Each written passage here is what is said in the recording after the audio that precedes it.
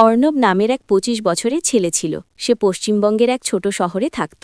পরিবারের অবস্থা খুব ভালো ছিল না। বাবা ছোট একটা দোকান চালাতেন আর মা গৃহিণী ছিলেন। কলেজ শেষ করার পর অর্ণবের মনে অনেক স্বপ্ন ছিল, কিন্তু বাস্তব জীবন এত সহজ ছিল না।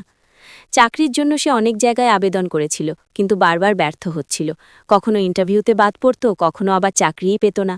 বন্ধুদের অনেকেই তখন ভালো চাকরি পেয়ে গিয়েছিল। তাদের সাফল্য দেখে মাঝে মাঝে অর্ণবের খুব খারাপ লাগত। তবু সে হাল ছাড়েনি। চাকরি না পেয়ে অর্ণব ছোট ছোট কাজ শুরু করল। কখনো টিউশনি করত, কখনো অনলাইনে ফ্রিল্যান্স কাজ খুঁজত। দিনে অনেক পরিশ্রম করত আর রাতে নিজের স্কিল বাড়ানোর জন্য নতুন নতুন জিনিস শিখত, কম্পিউটার, ডিজিটাল মার্কেটিং আর ইংরেজি। এভাবে কয়েক বছর কেটে গেল। তখন অর্ণবের বয়স ৩০। অনেক কষ্ট, ব্যর্থতা আর পরিশ্রমের পরে সে নিজের একটা ছোট অনলাইন ব্যবসা শুরু করল। শুরুতে লাভ খুব কম ছিল, কিন্তু সে ধৈর্য ধরে কাজ করতে লাগল। ধীরে ধীরে তার ব্যবসা বড় হতে লাগল। নতুন নতুন ক্লায়েন্ট আসতে শুরু করল। কয়েক বছরের মধ্যেই অর্ণব ভালো টাকা আয় করতে লাগল। পরিবারের অবস্থাও অনেক ভালো হয়ে গেল।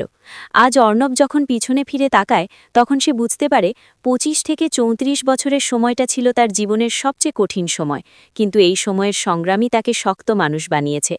অর্ণবের গল্প আমাদের শেখায়, জীবনে দেরি হতে পারে, ব্যর্থতা আসতে পারে, কিন্তু যদি মানুষ নিজের স্বপ্নের জন্য লড়াই করে যায়, তাহলে একদিন সফলতা অবশ্যই আসে।